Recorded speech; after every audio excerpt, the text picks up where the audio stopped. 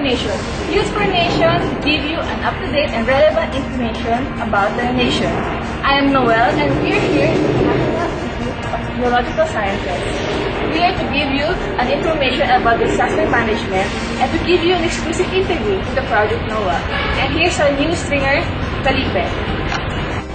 Thanks, Noel. And with me here today is Ms. Candice Bongaya from Project NOAA. Project NOAA, what are its goals? Project NOAA is a research institute for disasters. It's under the Department of Science and Technology. So what we do is, when there are disasters, we study them. And most of yung namin ginagawa is to identify hazards. Kasi if you identify yung hazards and you would know how to mitigate them bago mangyayari disasters. So that's what we do. We have 9 components, including the landslide, the storm surge, and I'm from the WebGIS. That's the one of the communication aspects. We also have the flood modeling component. So all these components work together. There's a component for every hazard. And what we do is they generate hazard maps, they generate all kinds of researches, and all these data are compiled. And we put this on the website so the public can access it at the same time forward this data. So basically, NOAA is a disaster research project under the Department of Technology, and we identify, we study, and we make research about hazards. So it won't turn into a disaster. So are there other government agencies that handle the same task, or at least in the same area? Handle the same task, meaning About disasters? oh, there's a lot of agencies who's working with disasters because when you say disaster, there's a pre-disaster preparedness mitigation. So that's where we are for the preparation and the mitigation of disasters. And there's also agencies which respond to kinds of disasters like the Office of Civil Defense, then you have AC, DPWH, lots of agencies. And then after that, the post-disaster, pinaka may concern though is the Department of DSW. And also NOAA, after we do post-disaster and disaster. Actually, this is almost all the agencies na kasama sa NRMC na RA 9021 under yung agency. In the context of the recent disasters that we have, we can say that the response of the government agencies, especially with regards to disasters, is getting better compared to what we used to have like 5 years ago, 10 years ago.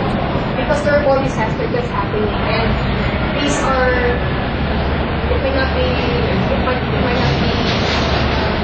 to hear this, but from the disasters that we have, it's also like some sort of exercise, or every event is a test on the threshold or the capability of our agencies. And as far as we're concerned, the more agencies that, the more disasters that's happening in our country right now,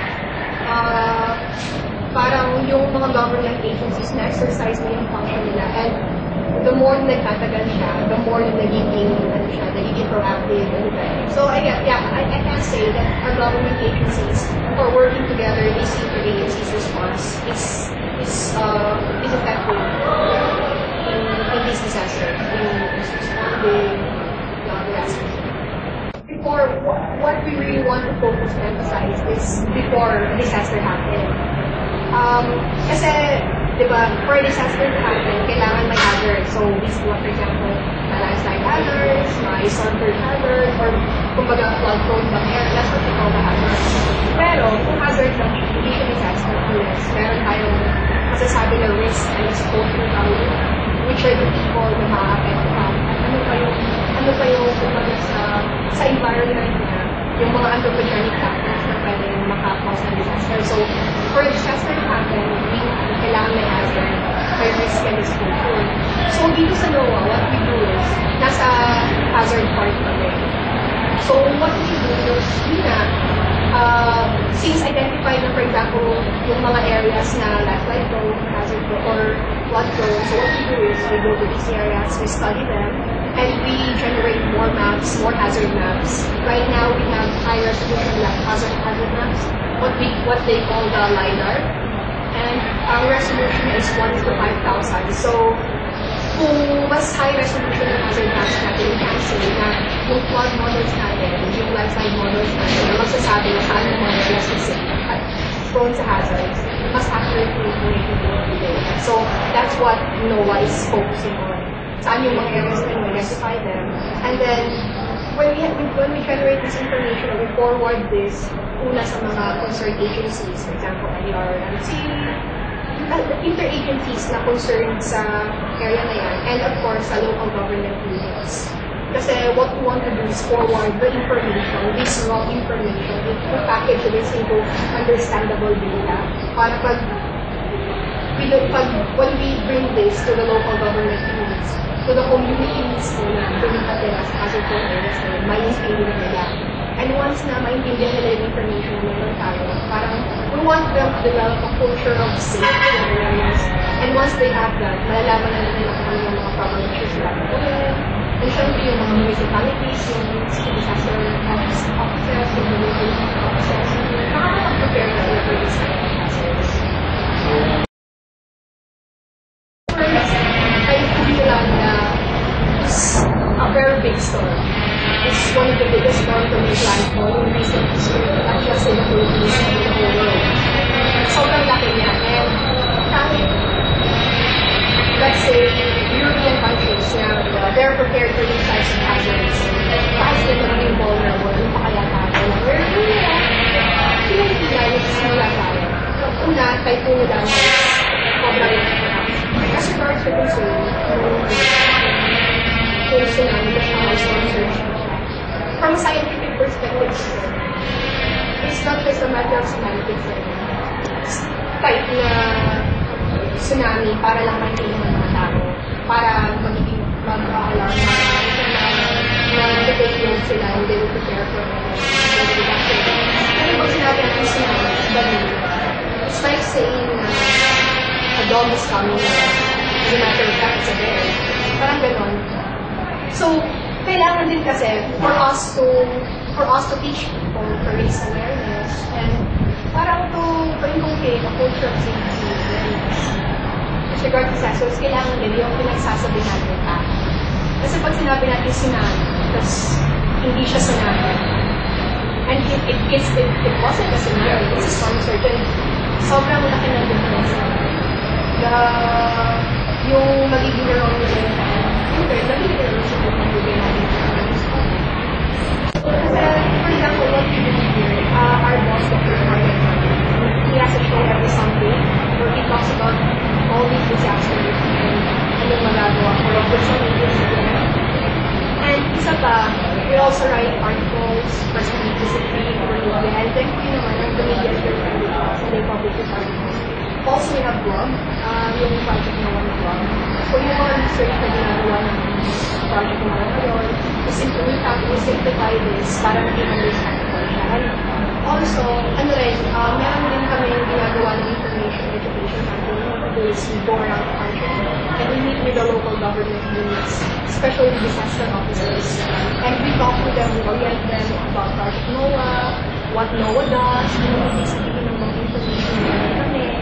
For example, these hazard maps, and paano naman yung interpret yun, and paano naman magagamit sa community. So, aside from communicating with major channels like the media and online, yun yung parang primary news sa community information. Umupo na din kami mismo talaga sa kinakausap namin yung mga responders na nasa community. Yung concern ng most General Santos, Davao, Sorto, Cagayan. Most of the concerns ng mga disaster officers na wala sa internet, so they can't access it. So, for example, pag may bagyo, meron din kami ng house office, and we have this parang database ng mga contact numbers ng mga disaster officers. Kasi aside from talking to the leaders, we make sure that makakausap namin mismo yung mga disaster responders. Sila mismo yung andun sa field, sila yung nasa community, sila yung makakakita kung ano yung scenario doon. So, pag mga ganyan, pag may database kami, and from that, pag nakita namin kung saan yung track ng bagyo, because we will generate the hazard na, titignan namin kung yung mga hazards doon, saka ano yung mga areas na posibleng na-affect to hazard. So that's why we contact the them, or with all us, with all them.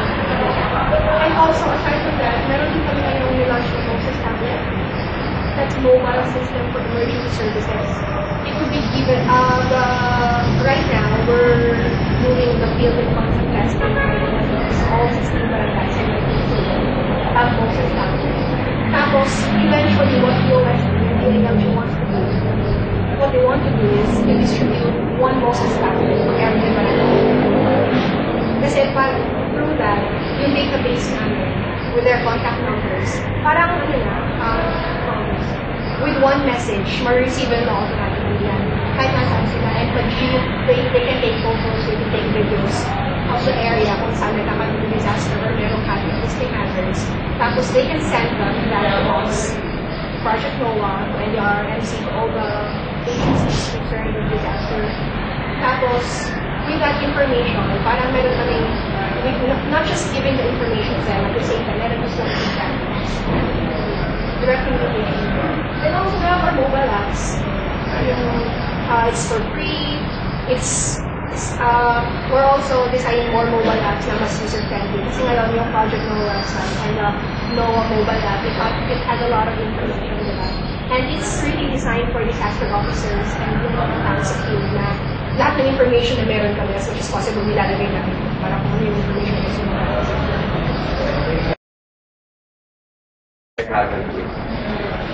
yun din yung isa sa mga points siguro gusto natin i-incorporate sa community na where of course everybody has heard this all the methods that come to the world. At least 20 typhoons may plan for the Philippines every year.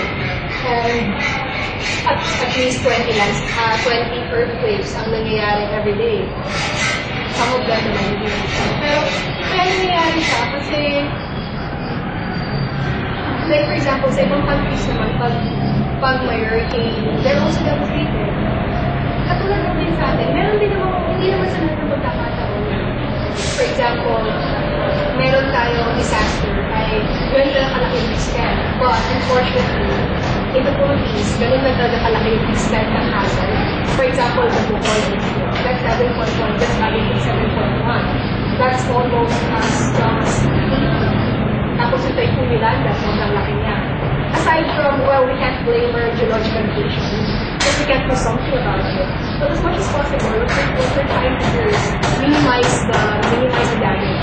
Kasi actually, there's a goal by technology na without the deployment of the technology that we had during the Typhoon Yolanda, mas malaki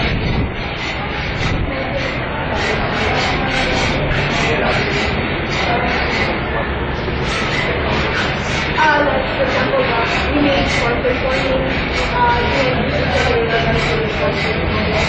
yung mga hazard maps natin.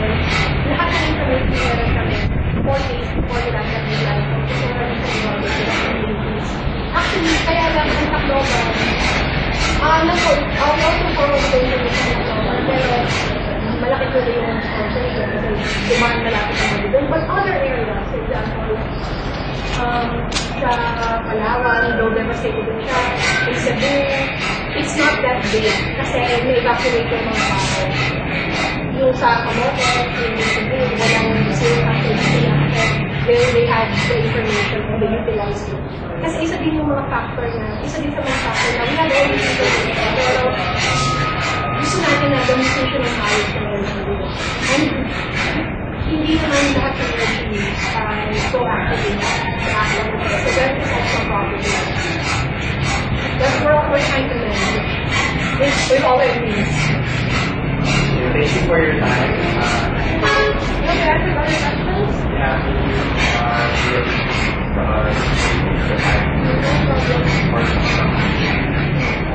So I'm here in Playa del Hall, or College of Mass Communication. Here with me is Patricia. And we're going to have an exclusive interview with the Philippine Daily Inquirer reporter, Mr. Dexter Cabalza, and a part of the Tinicam Taridel publication of the College of Mass Communication, Mr. Brian S. Cacaile.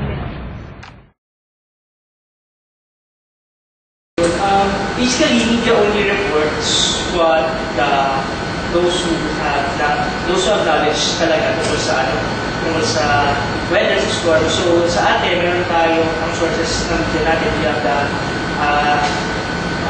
Pag-asa,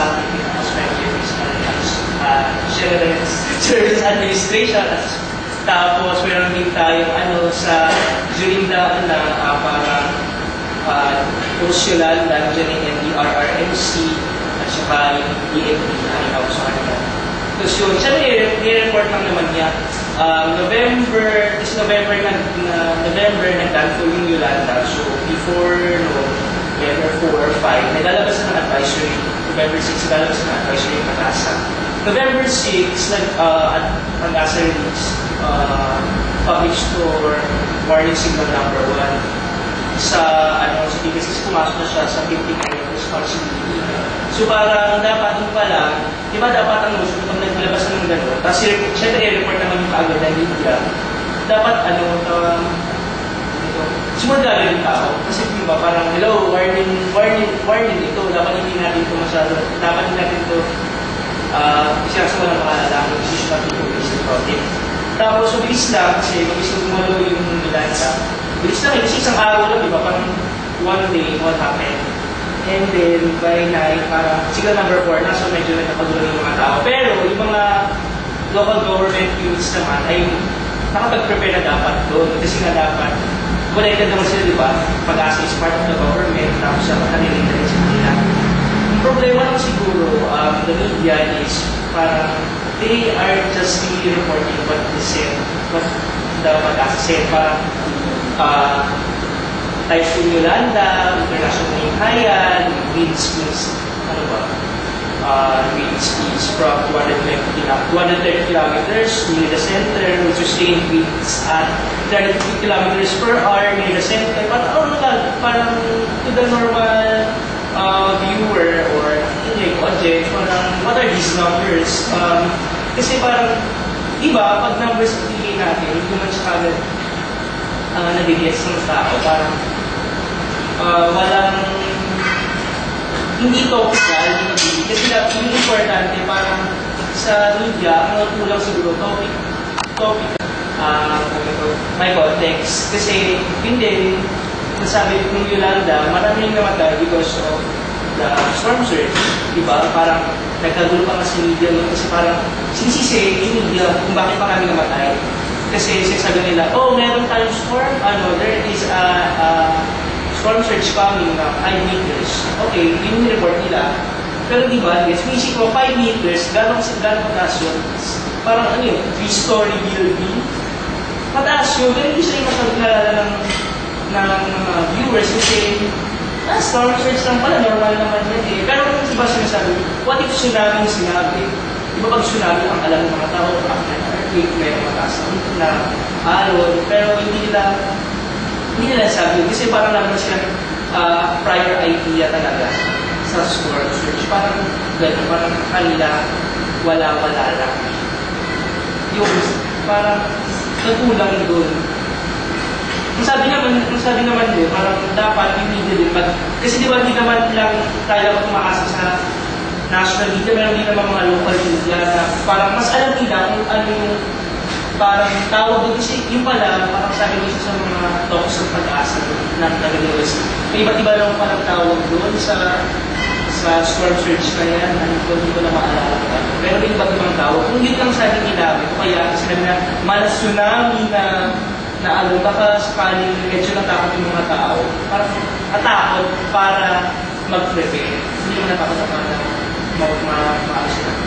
mawala sa ginagawa. Mas parang for future media promotion, do you think the Philippine media was able to efficiently help in the dissemination of information? Before and after the storm. Before the storm, of course, marami kami sa mismo kasi store na naman, so parang magkakaroon ng mga tao. In Manila, pwede ang store what alam nila kami mag-sing and of course, very aware sa mga government house, ang dito.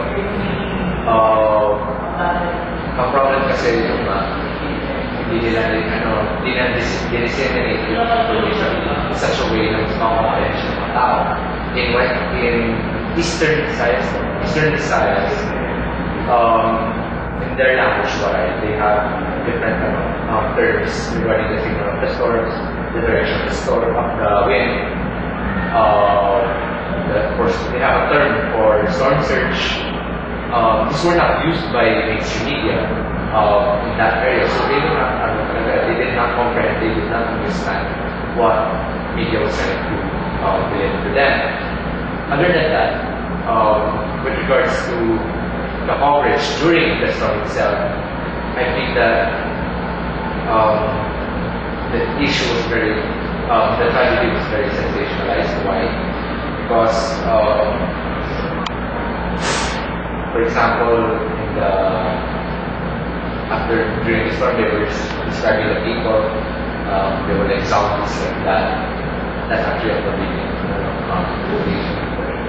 They were saying that bodies are 90% and then something like that. Then the media corporations, the channels like that, the SBN, the B5, they place their reporters in very dangerous situations. For example, Royal was placed in in that flooded area in downtown Tacloban, I think. And there was a reporter of TV5 died because he or she was placed near the shore when the storm surge happened. So, ang gano'n ba? So, sensationalize siya na yung attention nila kaysa sa tragedy na pupunta siya sa tao mismo, sa reporter. Also, unethical yun. Why? Kasi una, concern lagi sa media is the safety. We have to put the reporter safety yung sa ng priority, sa pinaka-taas ng priority. Why? Kasi ano bang bilang reporter? Purpose is to report the news. Pero paano ma-report ang news kung napatay ka na sa isang liban na yan? Parang gano'n.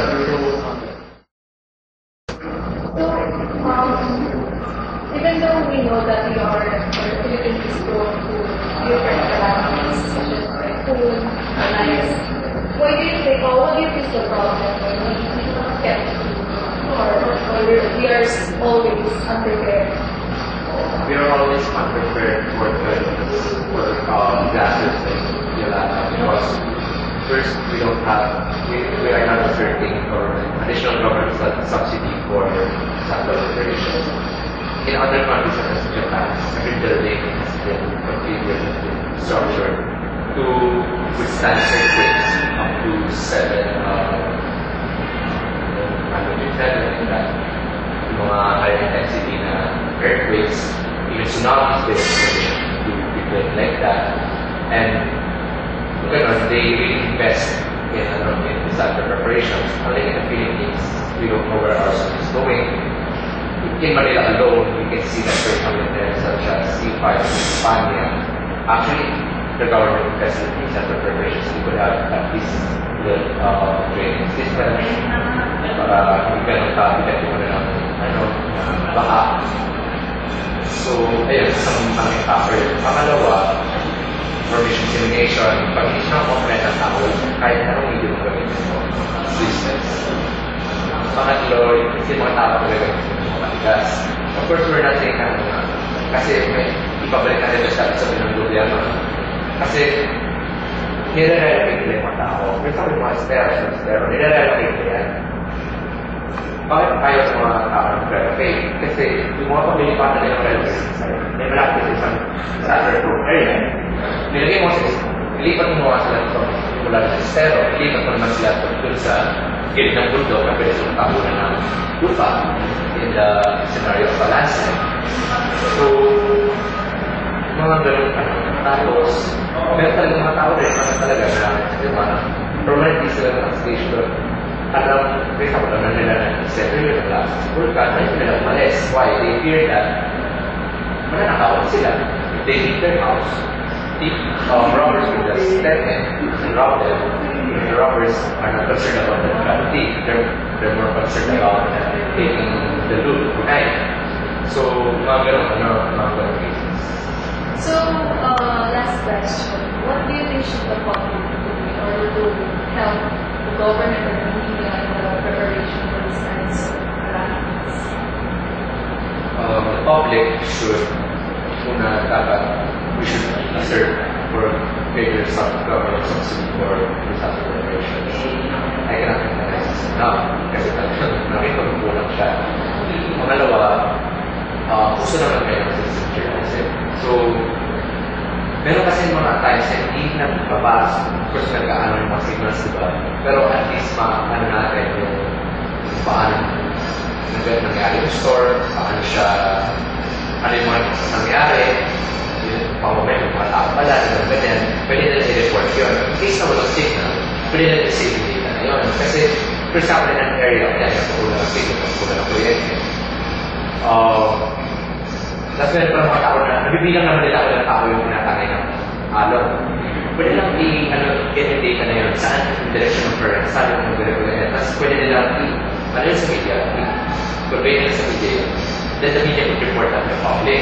Then search efforts would be made easier. So, tapos, preparation din. Hindi ko nilasakin sa public na mag-panic. Ano yan? Ano yan ng mga Pilipinos? Very sa mga Pilipinos. Nakakaano siya, kasi nagkakaroon ka ng assumption starts to be after the storm, which is hindi naman lagi nangyayari. Baka mamaya, nagpapanic ka, pero sa Maynila ka, pero yung pag-iwan pa sa Bisaya. Mga ganong tao, lalo na yung sa Pilipinos. Pero, mga ganon, ang ano lang natin is, prioritize natin ang service government na mag-provide natin ang basic necessities, magkain, ganyan. Kasi kung na-stop naman yan, kung nag-wallet, na-stop nila ng ayos ko, well, hindi na nila kailangan sort of buy. Hindi sila magkakaroon ng problema sa board, sa mga economic. Hindi mo minor problems sa kasi nakakakalma din. That information from the interview with Prophet Noah and other media practitioners. So we discovered that there's a problem with availability of information because most of them are online and not all people have access to internet. So the broadcast was in code the terms they use so that people will understand and people will be able to prepare themselves for the future calamities. So that's it. Thank you everyone. Be safe. This is Noel, your host, Youth for Nation, bringing you the up-to-date and relevant information about the nation.